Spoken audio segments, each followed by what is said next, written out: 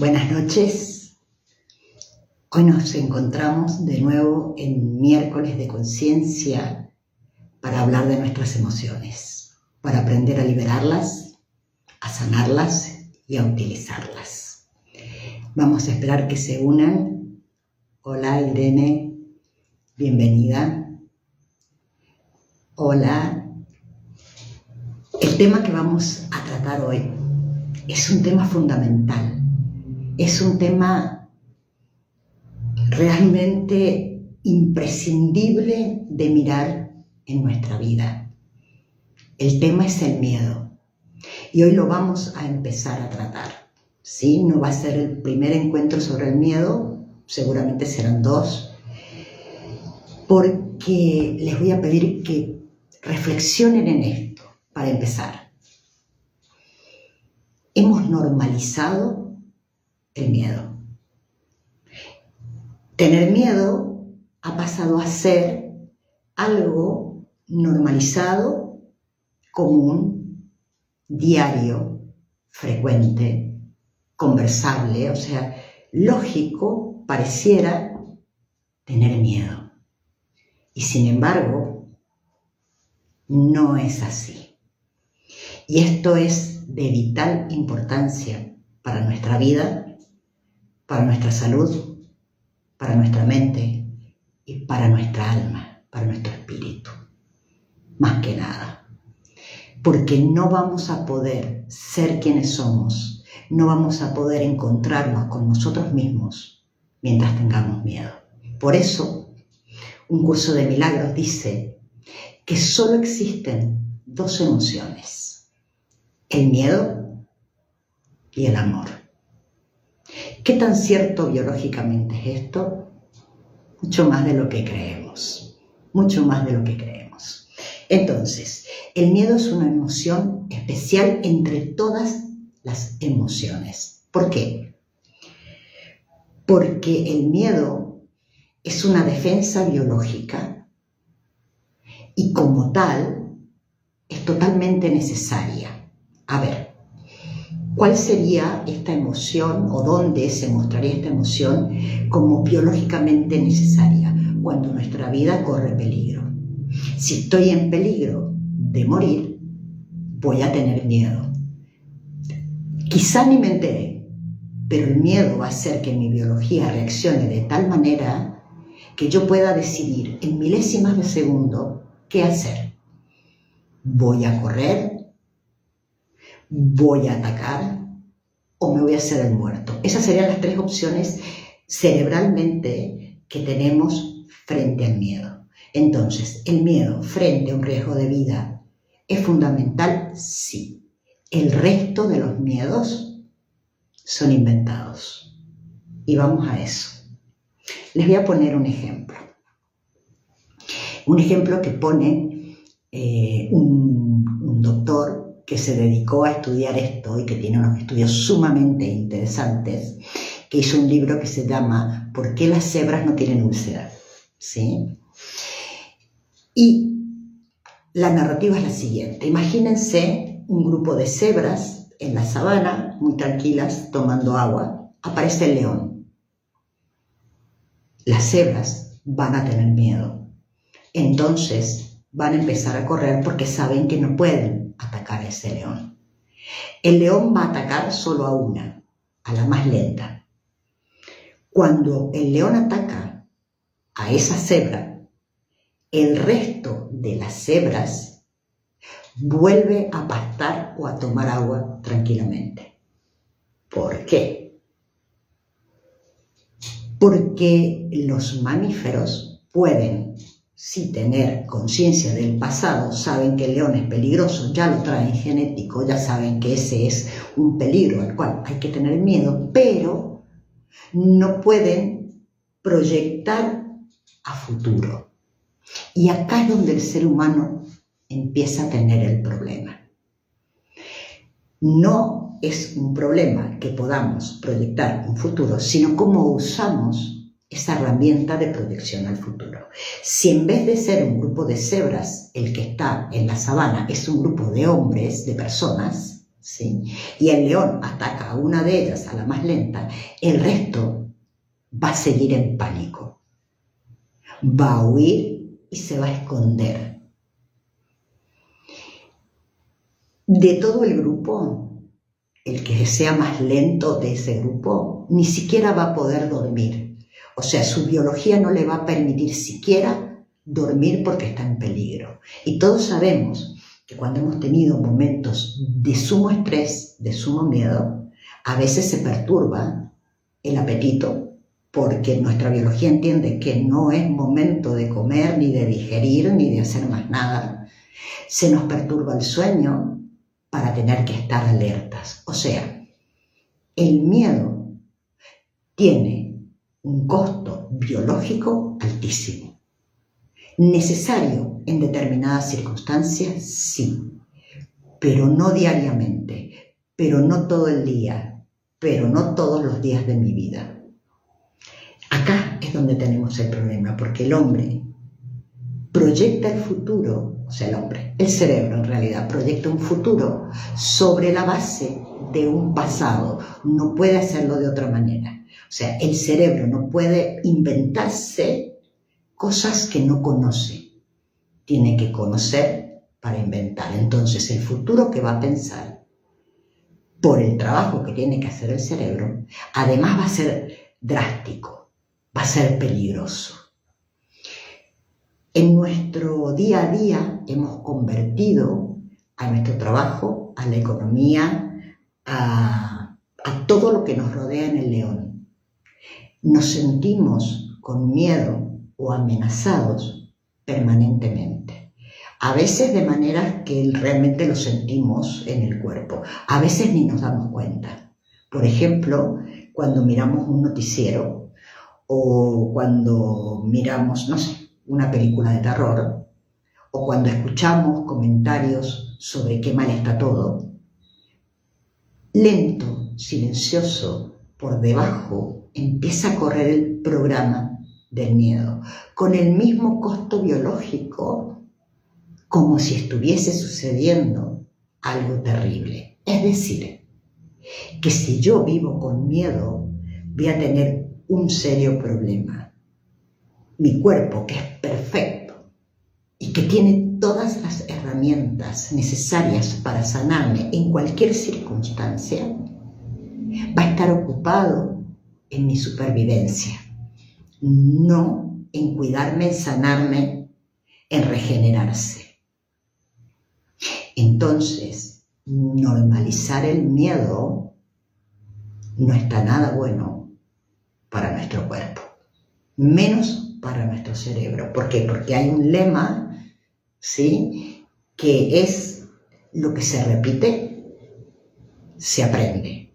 Entonces, si yo me acostumbro a tener pensamientos de miedo todos los días, que generalmente son los mismos porque el cerebro no es muy creativo en los pensamientos de miedo, eso se va a hacer una costumbre. Costumbre es igual a hábito o adicción. ¿Por qué hablo de adicción? Porque me hago adicto a los químicos que tiene esa emoción. Por eso, si pongo atención en determinadas circunstancias o en determinados horarios, se despierta el miedo. Determinadas personas nos despiertan miedo. Determinadas circunstancias, determinados eventos nos despiertan miedo. Hemos llegado a tal punto que tenemos miedo de ser quienes somos, hasta ante nosotros mismos. Y la verdad, también si nos ponemos a reflexionar, el miedo es un gran negocio. No para los que lo sufrimos, obviamente, ¿no? Pero el miedo a nivel negocio, dinero, es un gran negocio. Le pido que lo piensen nada más, ¿sí? Que piensen, a ver, ¿cuál sería el negocio de tener a la humanidad permanentemente viviendo una emoción que solamente está para un evento en nuestras vidas, salvar nuestra supervivencia? ¿Y qué pasa? que estamos tan acostumbrados a tener miedo que el resto de las emociones de vibración baja son partes del miedo o están compuestas también de miedo. Por esto es que un curso de milagros dice, solo hay dos emociones, el miedo o el amor. De hecho, a nivel cerebral, en el mismo exacto lugar donde hace efecto el miedo a nivel cerebro, es el mismo exacto lugar en donde puedo tener confianza. La confianza como emoción, la confianza plena, la confianza en la vida, sería el paralelo de lo que habla amor el curso de milagros, porque no es amor emocional de amar a alguien, es la confianza absoluta de que todo está bien. Es la confianza absoluta de que no estoy solo. Es la confianza absoluta de que me puedo dejar llevar por la vida. Ahora, en cuanto aparece el miedo, como ocupa el mismo exacto lugar en el cerebro, la confianza desaparece. Y esto es muy importante saberlo, porque cuando yo no sienta confianza en algo o en alguien, lo primero que me tengo que preguntar es ¿cuál es mi miedo? Y tengo que saber que si yo no confío, es que tampoco tengo amor hacia eso en lo cual no estoy confiando. Veamos cómo algunas emociones que parecen ser otras emociones terminan siendo miedo. Por ejemplo, la tristeza. La tristeza es miedo a moverme. Por eso la tristeza nos deja quietos y hacia adentro, ¿sí? Ni mala ni buena, pero es un miedo. La ansiedad es miedo al miedo.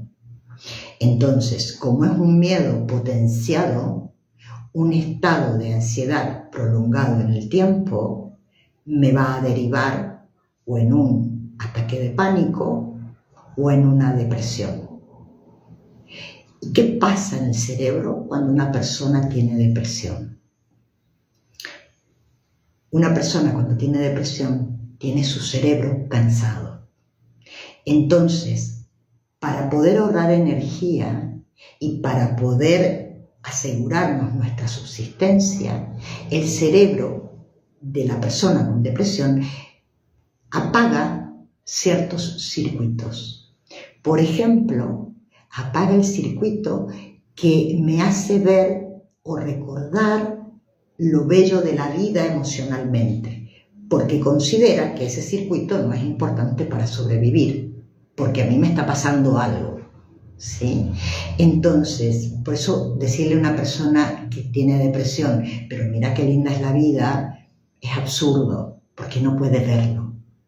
O mira qué hermoso día hace, o si lo ves de otra manera, su cerebro no lo puede hacer. Fíjense cómo el miedo nos va invalidando en tantos aspectos. Tenemos miedo en el trabajo y tenemos miedo a veces, si miramos muy abajo, hasta en nuestra propia casa. Cuando tenemos miedo, por ejemplo, a perder la pareja. O sea, ¿qué me está faltando? Confianza. Básicamente en mí. Básicamente en mí. No tiene que ver con el otro. Siempre tiene que ver conmigo. Porque ¿saben qué? Nuestra vida y nuestra realidad ocurre dentro nuestro, no ocurre fuera. Porque según cómo lo veo y cómo lo vivo emocionalmente, cómo lo voy a percibir. Y esto que parece un poco esotérico y loco, es muy fácil de comprobar. Si yo me levanto triste, todo lo que vea me va a dar más tristeza. Si yo me levanto enojada, voy a buscar motivos para seguir enojándome. Y si yo me levanto con miedo, voy a buscar motivos para tener miedo permanentemente. ¿Y qué pasa cuando tenemos miedo? Además de lo biológico, vamos a lo mental. Cuando tenemos miedo se activa un protocolo cerebral particular, ¿sí? La amígdala, que es la encargada de hacerlo, va a apagar, por un motivo también de ahorro energético, nuestra parte de razonamiento lógico. Y lo digo despacio para que lo entendamos bien. Cuando yo tengo miedo, mi cerebro inmediatamente apaga mi capacidad de razonamiento lógico y creativo. Va a activar mi parte instintiva, pero va a apagar esa. Por lo tanto, si hay algo que no voy a poder hacer cuando tengo miedo, aunque crea que sí puedo, es pensar con claridad. Imposible. Mi cerebro apagó el pensar con claridad. No es necesario en este momento. No es necesario recapacitar. Por eso, con el miedo, por ejemplo, en el enojo hay mucho miedo. Hay miedo a no ser escuchado o hay miedo a ser atacado. Entonces, cuando estoy enojado y tengo miedo, ¿cómo voy a reaccionar? De formas que hasta yo misma puedo llegar a desconocerme. Puedo decir cosas que en el mismo momento en que uno las dice, hay otra parte del cerebro que dice no digas esto no es así, y sin embargo sale igual, porque la parte que me va a hacer estar en mi centro, poder realmente saber qué digo y por qué lo digo, se acaba de apagar. Pensemos, ¿cuántas veces al día tenemos miedo? Hasta a veces tenemos miedo de decir no. Tenemos miedo de nuestros padres. ¿Cómo vamos a tener? Sí. No puedo decir no estoy de acuerdo. No puedo dejar de ir o no dejar de ir. Empezamos a manejarnos con nuestras relaciones sobre la base del miedo. ¿Y esto por qué es? Porque en nuestro programa mental, desde que somos recién nacidos, ya se instaló ese programa del miedo. Y como padres, y me estoy incluyendo, ¿sí? Hemos trabajado con los niños mucho a través del miedo. Por ejemplo, premio-castigo es igual a miedo. Premiar un logro es alentar a tener miedo de no lograr. Y así sucesivamente. Ni hablar de todo el panorama que podemos llegar a presentarle a un niño o un adolescente para que se cuide a través del miedo. Que no digo que no hay que hablar todo. Lo que estoy diciendo es que no normalicemos el miedo. Fíjense, si a este sentir yo le saco el futuro y le saco el pasado, el miedo se cae. Primera herramienta importante, y la vuelvo a explicar. En un momento en el cual sienta miedo de hacer algo o de decir algo, me detengo, le saco lo que mi cerebro se imaginó de futuro y todo lo que podía pasar de catastrófico si lo hacía, se lo saco. Le saco el pasado, quién creí ser. Me quedo en el presente, en el aquí y ahora, en donde no está pasando nada, en donde está todo bien, aunque tenga miedo. El miedo deja de tener ese efecto nocivo e inmovilizador. Ante el miedo tenemos opciones, ¿sí? Esto no pasa con otras emociones, pero sí pasa con el miedo. La opción, puedo saltarlo. ¿Qué sería saltar el miedo? Bueno, no me importa nada y lo voy a hacer igual. Perfecto, porque logré salir de ese estado para lograr un objetivo. Ahora, cuando yo salto el miedo sin mirarlo primero, sin reconocerlo, tarde o temprano, como es una emoción que he guardado, voy a tener que volver a revisarla o la vida me la va a volver a presentar para que la revise. Es interesante saltarlo, pero queda un resto. Lo ideal nunca es negarlo, ¿sí? Nunca negarlo, porque ya sabemos biológicamente lo que hace y cómo se me va a derivar en otro tipo de emociones, ¿sí? Nunca negarlo. Lo primero es reconocerlo y lo segundo es transitarlo. Lo voy a hacer con miedo, pero primero me voy a detener un momento, a sentirlo, a respirarlo y a apaciguarlo, porque sabemos que una emoción, cuando la hago consciente, no puede durar más de 1 minuto y medio. ¿Me va a quedar un resto de miedo? Sí, pero voy a poder transitar esto. Y cuando transito, a pesar del miedo y en conciencia, y lo logro, me siento feliz. El premio que tiene mi cerebro, ¿sí?, es enorme. Entonces se va a acostumbrar a que eso está muy bueno, tiene muy buen sabor. Si yo empiezo a hacer eso, a hacerlo consciente y a decir, bueno, lo voy a hacer aunque lo haga con miedo, el cerebro se va a encantar en eso y poco a poco va a dejar de tener esa costumbre que nosotros hemos alimentado de pensar pensamientos de miedo. Y acá hay algo muy importante. Para nuestra mente no hay diferencia entre lo real que está sucediendo en este momento y lo imaginado. La reacción va a ser la misma y biológicamente va a ser la misma. ¿Qué significa esto?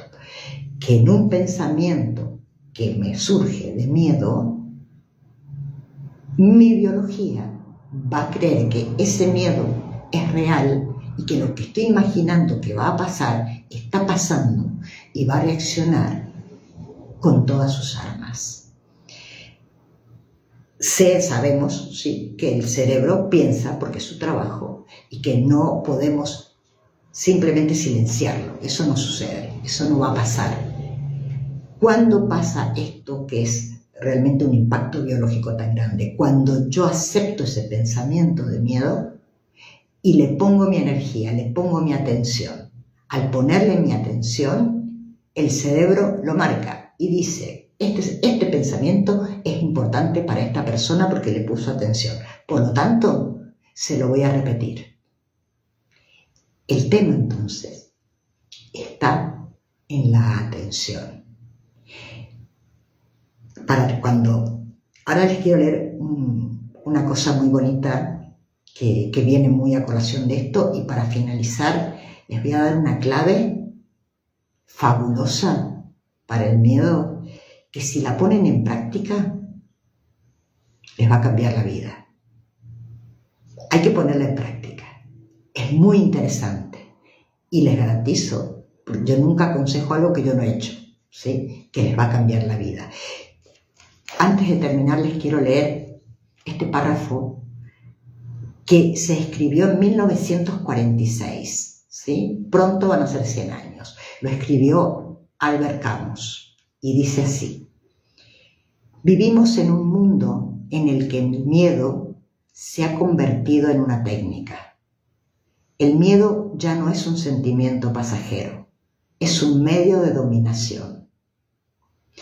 Y cuando el miedo se vuelve sistemático, cuando se organiza y se instala en la vida de los hombres, termina por despojar al hombre de la humanidad misma. Esto fue escrito hace casi 100 años y hoy sigue siendo muy actual.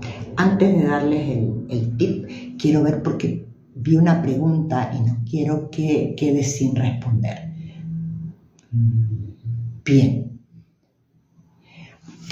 Acá me preguntan, ¿y cuando tienen ansiedad y ataques de pánico con taquicardias? Por supuesto que van a haber taquicardias, por supuesto, porque el miedo va a hacer biológicamente que el corazón lata mucho más rápido para llevar sangre a mis extremidades para que yo pueda salir corriendo, ¿sí? Fíjense qué fuerte que es esto biológicamente.